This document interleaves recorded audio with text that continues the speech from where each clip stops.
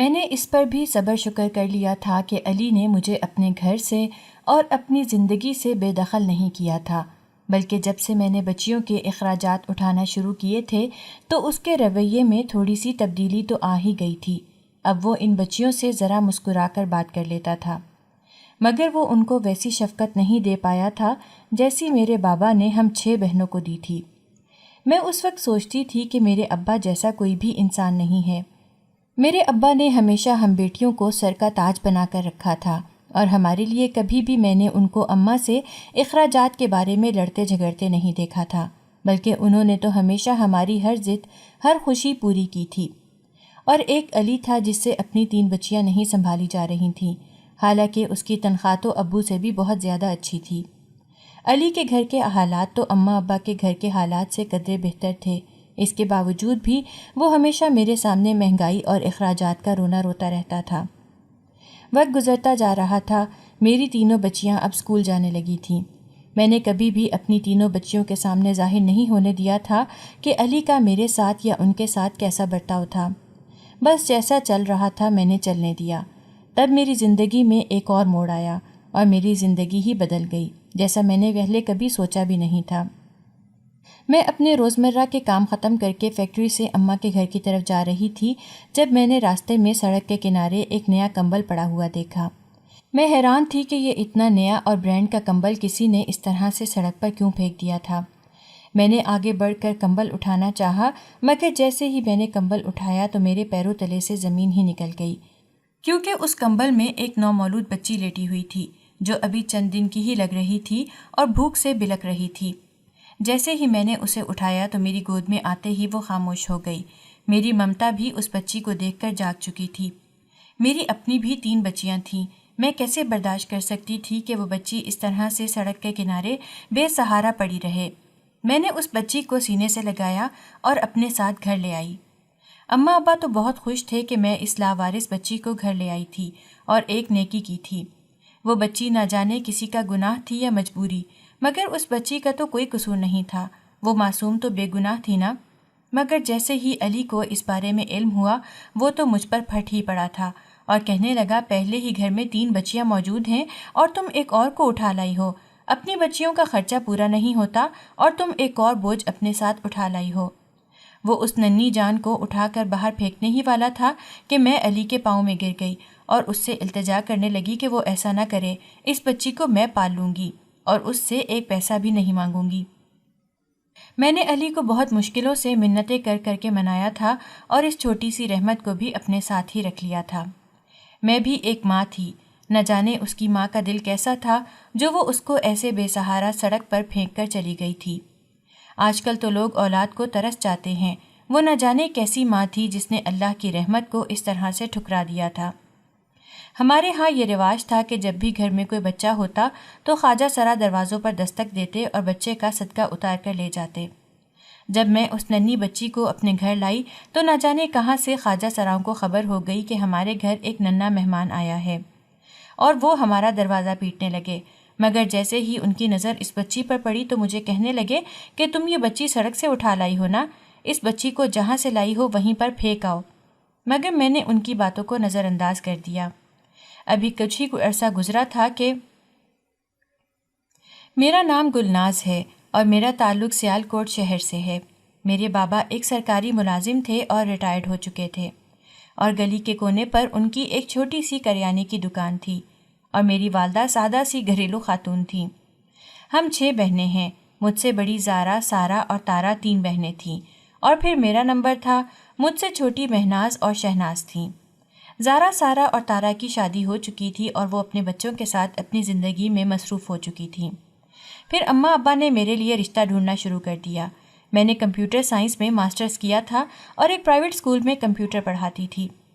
ابو کی پینشن بھی آ جاتی تھی، کچھ میری تنخواہ بھی اچھی تھی، اور مہناز شہناز بھی گھر میں بچوں کو ٹیوشن پڑھاتی تھی، جس سے ہمارے گھر کا گزارا بہت اچھا ہو جاتا تھا۔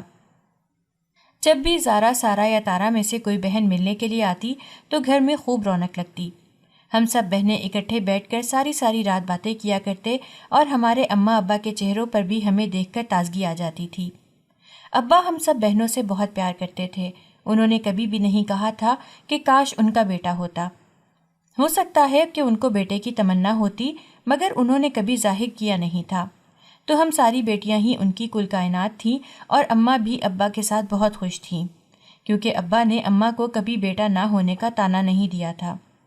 ابا نے ہم سب بہنوں کو اچھی تعلیم دلوائی تھی اور نوکری کرنے کی بھی کھلی اجازت تھی۔ ابا نے ہم پر کبھی کوئی پابندی نہیں لگائی تھی۔ انہوں نے ہمیں بہت نازوں سے پالا تھا۔ میری تینوں بڑی بہنیں اپنے اپنے گھروں میں بہت خوش تھیں۔ ان تینوں کے شوہر بھی ابا کی طرح ہی سرکاری ملازم تھے۔ جب میری باری آئی تو میرے لیے بھی ابا کسی سرکاری ملازم کی ہی تلاش میں تھے، مگر کوئی مناسب رشتہ مل ہی نہیں رہا تھا اور میری عمر بھی گزرتی جا رہی تھی۔ تب ابا نے اپنی ضد چھوڑ دی کہ اگر کوئی سرکاری ملازم کا رشتہ نہیں ملتا تو کسی پرائیویٹ نوکری کرنے والے کے ساتھ ہی مجھے بیاہ دیں گے، کیونکہ میرے بعد بھی 2 چھوٹی بہنیں اور باقی تھیں۔ بات یہ نہیں تھی کہ میں اپنے ابا پر بوجھ تھی، بلکہ انہوں نے تو کبھی بھی ہم بیٹیوں کو بوجھ سمجھا ہی نہیں تھا۔ ہم سب میں تو جیسے ابا کی جان بستی تھی۔ مجھے پرواہ تھی تو صرف دنیا کی۔ دنیا کیا کہے گی کہ وہ بیٹیوں کو گھر بٹھا کر ان کی کمائی کھا رہے ہیں، کیونکہ دنیا تو پہلے ہی ان کو بیٹا نہ ہونے کی وجہ سے بہت سی باتیں سناتی تھی، مگر ابا نے کبھی بھی ان باتوں کی پرواہ نہیں کی تھی۔ بلکہ ہم بہنوں کو اکثر محسوس ہوتا تھا کہ ہمارا کوئی بھائی نہیں ہے۔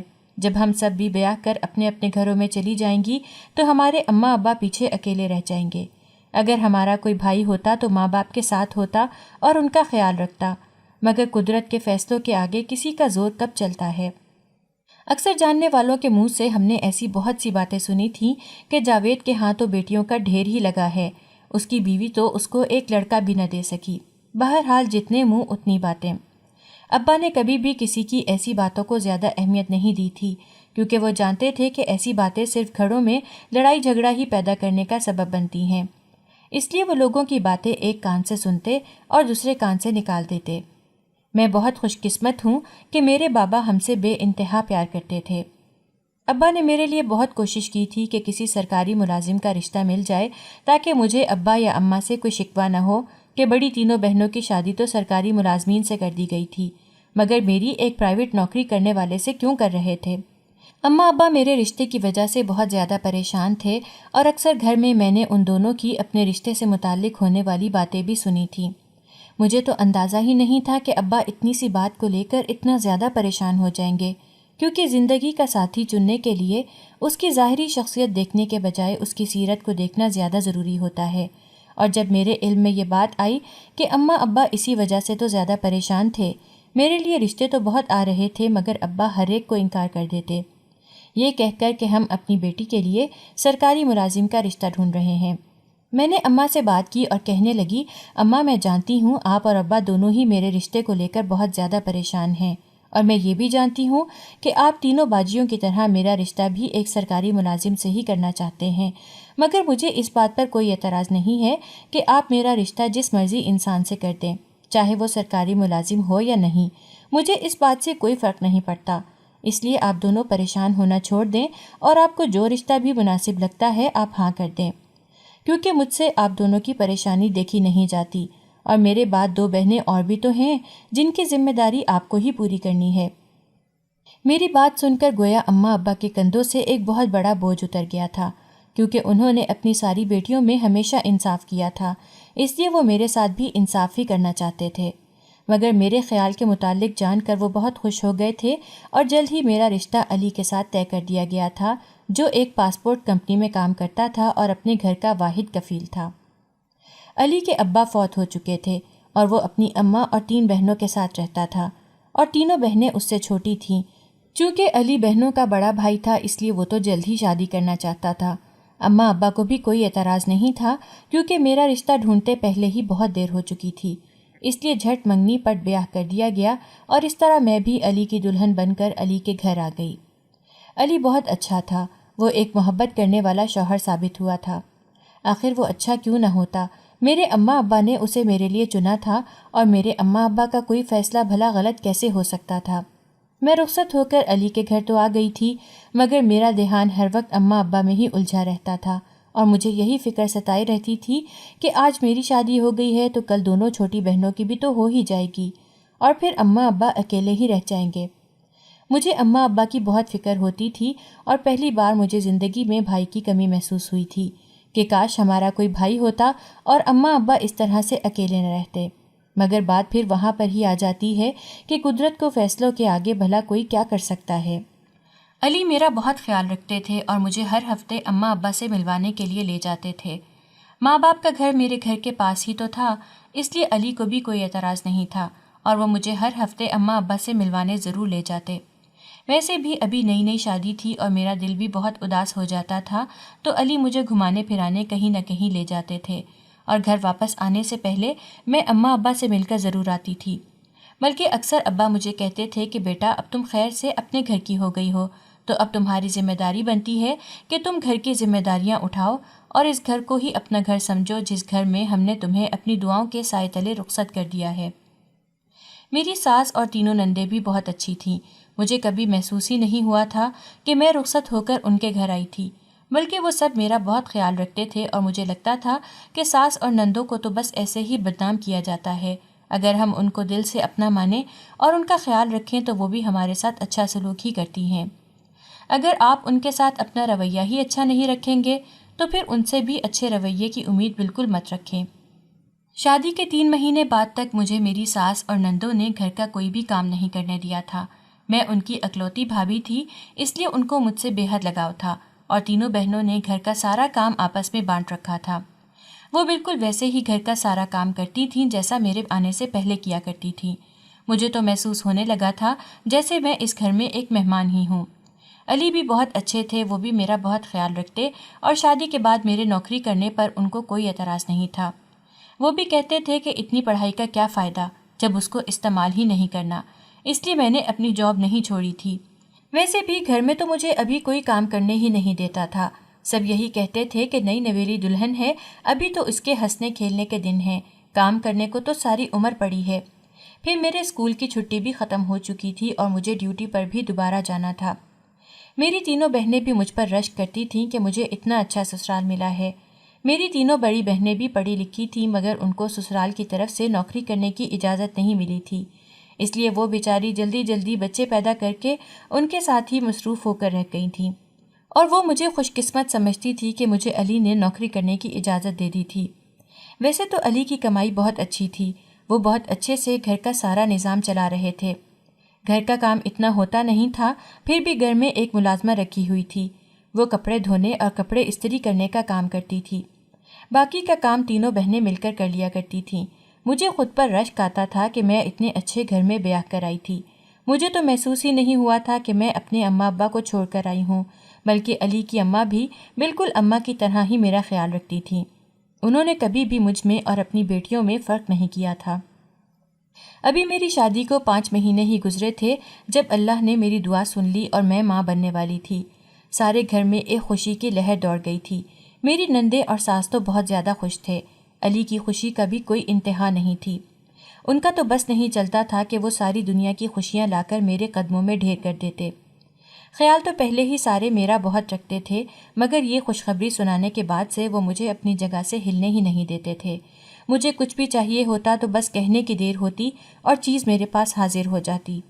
لیکن ابھی مجھے 2 ہی مہینے گزرے تھے جب میری ساس میرے پاس آ کر مجھے سمجھانے لگیں، تمہاری شادی کو ابھی زیادہ وقت نہیں گزرا ہے اور اللہ نے تمہاری دعائیں سن لی ہیں، بہت ہی جلد ہمارے گھر میں ننھے بچوں کے کھیلنے کی آوازیں گونجنے لگی ہیں، مگر میری بات ہمیشہ یاد رکھنا، اگر پہلی اولاد بیٹا ہو تو شوہر بیوی کے قابو میں رہتا ہے، کیونکہ اس کو اپنا نام چلانے والا، اپنی نسل بڑھانے والا چاہیے ہوتا ہے، یہی اس کی سب سے بڑی خواہش ہوتی ہے جو اس کی بیوی کو ضرور پوری کرنی چاہیے، اس لیے تم اللہ سے دعا کیا کرو کہ وہ تمہیں بیٹا ہی دے، بیٹے سے نسل شروع ہوگی تو علی ہمیشہ تمہاری مٹھی میں ہی رہے گا۔ میں بہت حیران تھی کہ علی کی اماں ایسی باتیں کیوں کر رہی تھیں، اولاد دینا اللہ کے ہاتھ میں تھا، پھر چاہے وہ بیٹا ہو یا بیٹی، اس سے تو کوئی فرق نہیں پڑنا چاہیے تھا، ویسے بھی اس پر میرا اختیار کہاں تھا کہ میں بیٹا یا بیٹی پیدا کر سکوں، یہ سب تو اللہ کی مرضی تھی، وہ جو چاہے دیتا۔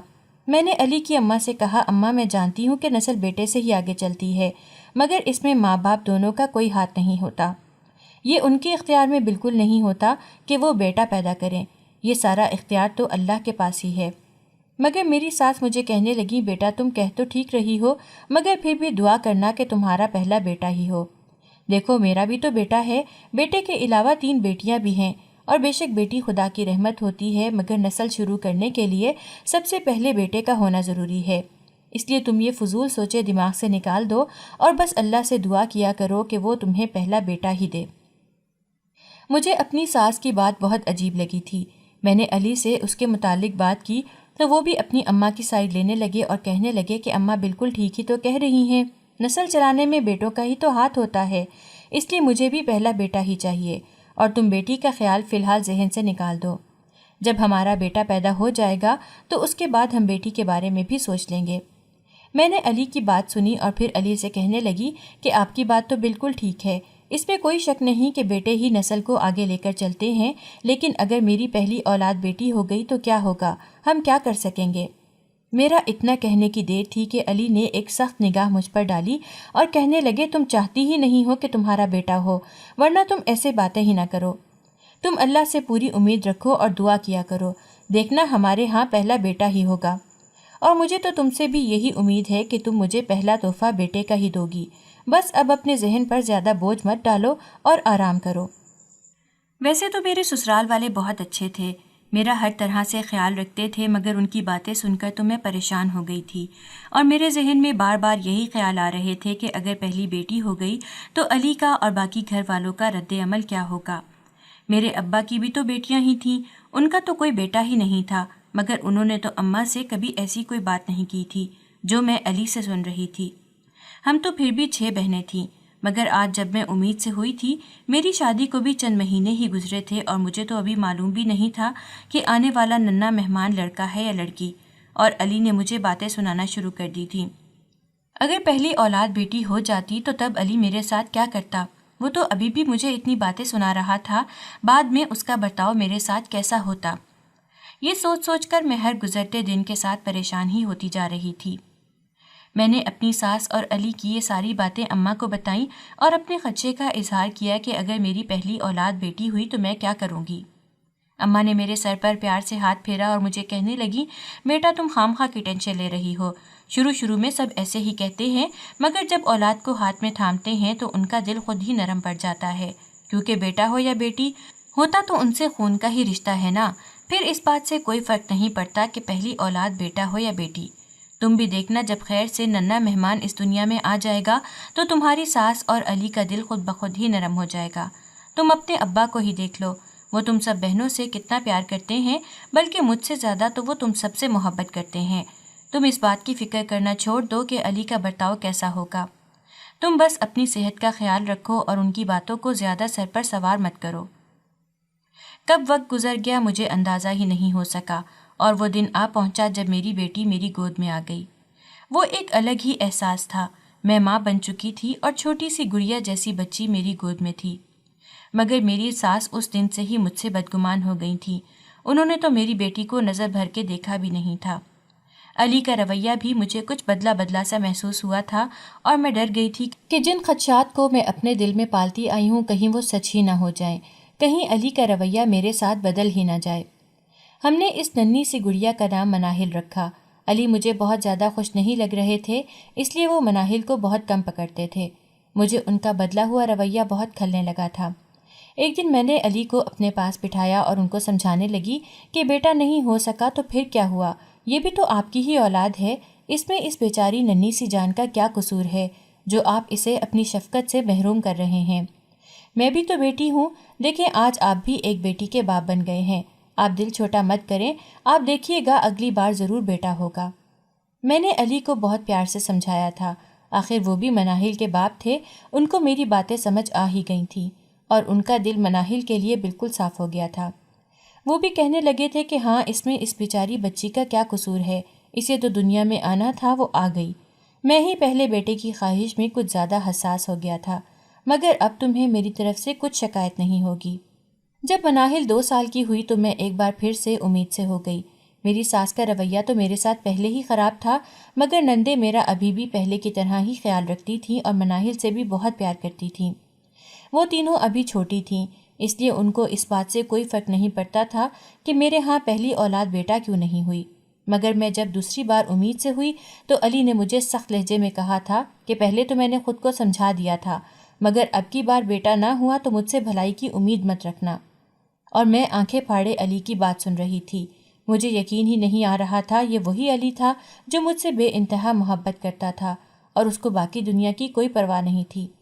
مگر اب اچانک اس نے بھی مجھے حکم ہی دے دیا تھا کہ اب کی بار لازمی بیٹے کو ہی پیدا کرنا ہے، اور میں ایک بار پھر سے سر پکڑ کر بیٹھ گئی تھی۔ اگر یہ سب میرے بس میں ہوتا تو میں پہلے ہی بیٹا پیدا کیوں نہ کر لیتی، مگر علی کو کون سمجھاتا۔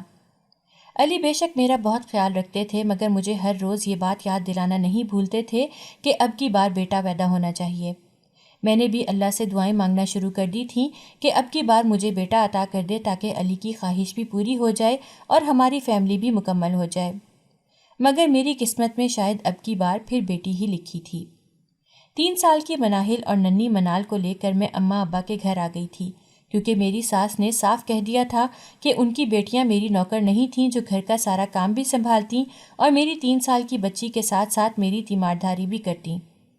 اس لیے میں مناہل اور منال کو لے کر ہسپتال سے سیدھی اماں ابا کے گھر ہی آ گئی تھی۔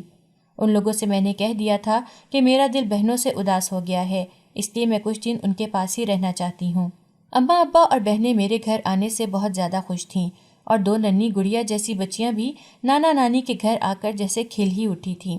یہاں پر ان کو ہر طرح کا پیار اور شفقت مل رہی تھی جس سے وہ اپنے باپ کے گھر پر ہی محروم رہی تھیں۔ میں حیران تھی کہ ابا کی تو اپنی بھی بیٹیاں تھیں، اور اب میری بھی 2 بیٹیاں ہونے کے باوجود ان کے ماتھے پر پریشانی کی وجہ سے ایک بل بھی نہیں پڑا تھا، بلکہ وہ تو میری دونوں بچیوں کے واری صدقے جا رہے تھے اور ان کی ننھی منی آوازوں پر دل کھول کر مسکرا رہے تھے۔ اماں کے گھر میں تو جیسے خوشیوں کا ایک الگ سما تھا۔ شہناز اور مہناز بھی مناہل اور منال کے آنے کی وجہ سے بہت خوش تھیں۔ سارا دن میری بہنیں میری بچیوں کے ساتھ کھیلتی کودتی رہتیں اور ان کی فرمائشیں پوری کرتی رہتیں۔ اور ایک وہ گھر تھا جہاں پر بیٹیوں کے آ جانے سے سب گھر والوں کے منہ ہی لٹک گئے تھے۔ مجھے اماں ابا کے گھر آئے 1 مہینہ ہو چکا تھا، مگر اس 1 مہینے میں میرے سسرال میں سے کوئی بھی نہیں آیا تھا، اور میں اماں ابا کے سامنے طرح طرح کے بہانے بنا کر اور علی کی صفائیاں پیش کر کر کے تھک گئی تھی۔ آخر میں اماں ابا سے کتنا جھوٹ بولتی۔ جب مجھے اماں کے گھر رہتے ہوئے 2 مہینے گزر گئے تو میں نے علی کو فون کیا اور اس کو کہنے لگی کہ وہ مجھے آ کر لے جائے۔ علی نے کسی بھی بات کا جواب دیے بغیر فون رکھ دیا اور اگلے ہی دن مجھے لینے آ گیا۔ علی کا رویہ میرے اماں ابا کو مشکوک سا لگا تھا، مگر میں نے اماں ابا کو منع کر دیا تھا کہ وہ اس بارے میں علی سے کوئی بھی بات نہ کریں، لیکن اماں ابا سمجھ تو گئے ہی تھے کہ بیٹی کی پیدائش پر وہ خوش نہیں تھا۔ اب کی بار تو میری دونوں نندوں کا بھی رویہ بدلا بدلا سا تھا، وہ بھی آہستہ آہستہ مجھ سے بدظن ہونے لگی تھیں۔ ساس تو پہلے ہی نہیں بلاتی تھیں، اور انہوں نے تو مناہل کی پیدائش سے لے کر اب تک مجھ سے سیدھے منہ بات ہی نہیں کی تھی، اور اب علی کا اور اس کی بہنوں کا رویہ بھی میرے ساتھ ویسا ہی تھا۔ میں نے ایک بار پھر علی کو سمجھانے کی کوشش کی تھی کہ بیٹی یا بیٹا پیدا کرنا میرے بس میں تو نہیں تھا، جو اللہ کی مرضی تھی وہی ہوا، اور اللہ کی مرضی کے آگے بھلا ہم کیا کر سکتے ہیں۔ مگر علی نے مجھے صاف صاف کہہ دیا تھا کہ میرا تمہاری بیٹیوں سے کوئی لینا دینا نہیں ہے۔ میں نے تم سے کہا بھی تھا کہ مجھے پہلی اولاد بیٹا چاہیے، مگر پہلے بھی تم نے میری گود میں ایک بیٹی کو ڈال دیا تو مجھے تم پر ترس آ ہی گیا، مگر اب تم دوسری بیٹی لے کر آ گئی ہو، اب میں تمہیں کیا کہوں، میری نسل رک جائے گی، کوئی ہوگا ہی نہیں جو میرا نام لے کر آگے بڑھ سکے۔ میں نے علی کی بہت منتیں کیں کہ وہ ایسا نہ کرے، میں دونوں بیٹیوں کو لے کر کہاں جاؤں گی، اب پھر وہ بھی ان دونوں کا باپ ہی تھا۔ علی سے منتیں کرنے کا یہ فائدہ ہوا تھا کہ وہ تنہائی میں اپنا رویہ میرے ساتھ ٹھیک رکھتا تھا، مگر اپنی اماں اور بہنوں کے سامنے وہ میرے ساتھ تلخ ہو جاتا، اور میں اس پر بھی خوش تھی کہ چلو علی جیسا بھی ہے اس نے میرا ساتھ تو دیا ہی تھا نا۔ مگر بات یہاں پر ہی ختم نہیں ہو گئی تھی۔ جب منال 4 سال کی ہوئی تو اللہ نے مجھے ایک بار پھر اس خوشی سے نوازا۔ جب علی کو پتہ چلا کہ میں ایک بار پھر سے امید سے ہوں تو اس نے مجھے ایک بار پھر کہہ دیا تھا کہ یہ تمہارا آخری چانس ہے، اگر اس بار بھی بیٹی ہوئی تو اپنا اور اپنی بیٹیوں کے اخراجات کا بندوبست خود کر لینا، میں تمہارا یا تمہاری بیٹیوں کا کوئی بھی ذمہ داری نہیں اٹھاؤں گا، اس لیے سوچ لو کہ تمہیں کیا کرنا ہے۔ میں نے اللہ سے بہت رو رو کر اور گڑ گڑا کر دعا کی تھی کہ یا اللہ اس بار میری گود میں ایک بیٹا ڈال دے اور میری عزت رکھ لے، میرا گھر بچا لے، مگر میری تو شاید قسمت میں بیٹیاں ہی لکھی تھیں۔ اس وقت مناہل 7 سال کی تھی اور منال 4 سال کی تھی جب اللہ نے مجھے ایک اور بیٹی سے نواز دیا۔ میں اس ننھی سویرا کو گود میں لے کر بہت روئی۔ بات یہ نہیں تھی کہ مجھے بیٹیاں نہیں چاہیے تھیں، بلکہ مسئلہ یہ تھا کہ اب علی میرے ساتھ کیا کرے گا۔ پہلے تو پھر بھی وہ میرا تھوڑا بہت خیال رکھ ہی لیتا تھا، مگر اب کی بار تو اس نے مجھے سختی سے تنبیہ کر دی تھی کہ بیٹی ہونے کے بعد وہ ہماری کوئی بھی ذمہ داری نہیں لے گا۔ سویرا کے پیدا ہونے کے بعد اماں ابا نے مجھے کہا کہ میں اپنی تینوں بچیوں کو لے کر کچھ عرصے کے لیے ان کے گھر چلی جاؤں، مگر میں نے صاف انکار کر دیا تھا کہ پہلے ہی میرا شوہر مجھ سے بدگمان ہے تو میں یہ انتہائی قدم اٹھا کر اسے مزید تیش نہیں دلا سکتی، اور اماں ابا نے زیادہ اصرار بھی نہیں کیا تھا۔ میں اپنی بچیوں کو لے کر علی کے گھر آ تو گئی تھی، مگر اب تو کئی دن گزر جاتے تھے اور علی مجھے بلاتا نہیں تھا۔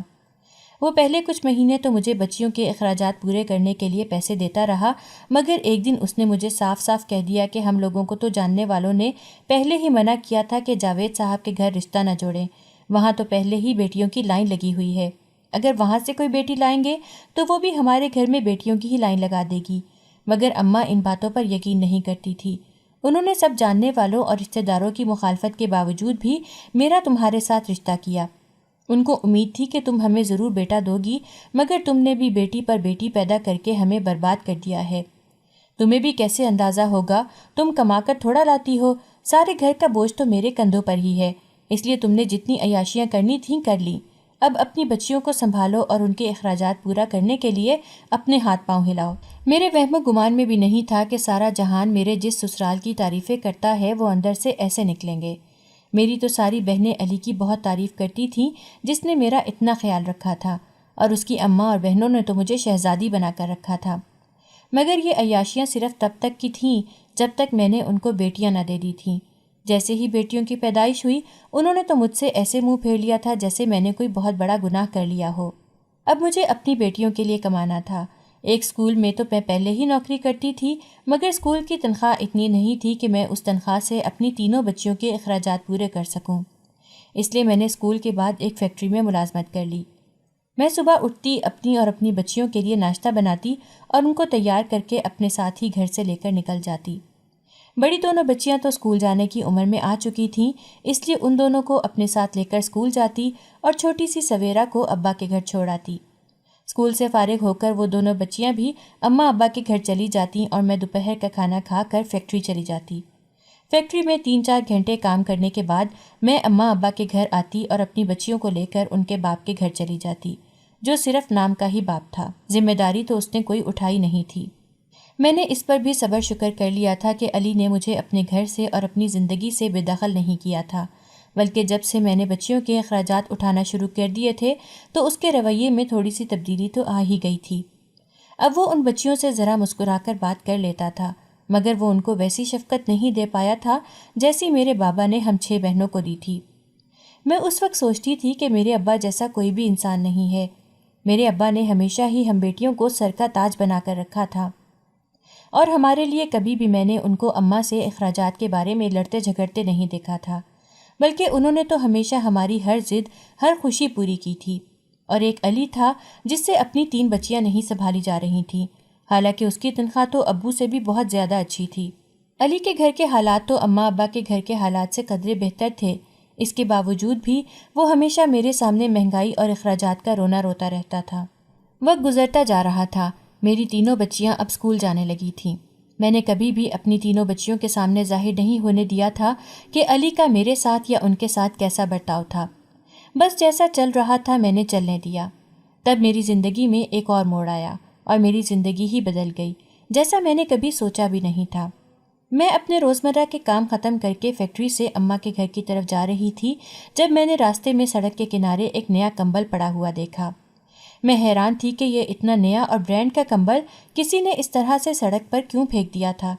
میں نے آگے بڑھ کر کمبل اٹھانا چاہا، مگر جیسے ہی میں نے کمبل اٹھایا تو میرے پیروں تلے سے زمین ہی نکل گئی، کیونکہ اس کمبل میں ایک نومولود بچی لپٹی ہوئی تھی جو ابھی چند دن کی ہی لگ رہی تھی اور بھوک سے بلک رہی تھی۔ جیسے ہی میں نے اسے اٹھایا تو میری گود میں آتے ہی وہ خاموش ہو گئی۔ میری ممتا بھی اس بچی کو دیکھ کر جاگ چکی تھی۔ میری اپنی بھی 3 بچیاں تھیں، میں کیسے برداشت کر سکتی تھی کہ وہ بچی اس طرح سے سڑک کنارے بے سہارا پڑی رہے۔ میں نے اس بچی کو سینے سے لگایا اور اپنے ساتھ گھر لے آئی۔ اماں ابا تو بہت خوش تھے کہ میں اس لاوارث بچی کو گھر لے آئی تھی اور ایک نیکی کی تھی۔ وہ بچی نہ جانے کسی کا گناہ تھی یا مجبوری، مگر اس بچی کا تو کوئی قصور نہیں تھا، وہ معصوم تو بے گناہ تھی نا۔ مگر جیسے ہی علی کو اس بارے میں علم ہوا وہ تو مجھ پر پھٹ ہی پڑا تھا اور کہنے لگا، پہلے ہی گھر میں 3 بچیاں موجود ہیں اور تم ایک اور کو اٹھا لائی ہو، اپنی بچیوں کا خرچہ پورا نہیں ہوتا اور تم ایک اور بوجھ اپنے ساتھ اٹھا لائی ہو۔ وہ اس ننھی سی جان کو اٹھا کر باہر پھینکنے ہی والا تھا کہ میں علی کے پاؤں میں گر گئی اور اس سے التجا کرنے لگی کہ وہ ایسا نہ کرے، اس بچی کو میں پال لوں گی اور اس سے 1 پیسہ بھی نہیں مانگوں گی۔ میں نے علی کو بہت مشکلوں سے منتیں کر کر کے منایا تھا اور اس چھوٹی سی رحمت کو بھی اپنے ساتھ ہی رکھ لیا تھا۔ میں بھی ایک ماں تھی، نہ جانے اس کی ماں کا دل کیسا تھا جو وہ اس کو ایسے بے سہارا سڑک پر پھینک کر چلی گئی تھی۔ آج کل تو لوگ اولاد کو ترس جاتے ہیں، وہ نہ جانے کیسی ماں تھی جس نے اللہ کی رحمت کو اس طرح سے ٹھکرا دیا تھا۔ ہمارے ہاں یہ رواج تھا کہ جب بھی گھر میں کوئی بچہ ہوتا تو خواجہ سرا دروازوں پر دستک دیتے اور بچے کا صدقہ اتار کر لے جاتے۔ جب میں اس ننھی بچی کو اپنے گھر لائی تو نہ جانے کہاں سے خواجہ سراؤں کو خبر ہو گئی کہ ہمارے گھر ایک ننھا مہمان آیا ہے اور وہ ہمارا دروازہ پیٹنے لگے، مگر جیسے ہی ان کی نظر اس بچی پر پڑی تو مجھے کہنے لگے کہ تم یہ بچی سڑک سے اٹھا کر لائی ہو نا، اس کو جہاں سے لائی ہو وہیں پر پھینک آؤ۔ مگر میں نے ان کی باتوں کو نظر انداز کر دیا۔ ابھی کچھ ہی عرصہ گزرا تھا کہ علی کو اپنے بزنس میں ایک بہت بڑا منافع ہوا تھا جو زندگی میں اس سے پہلے کبھی نہیں ہوا تھا، اور وہ بے تحاشا خوش تھا۔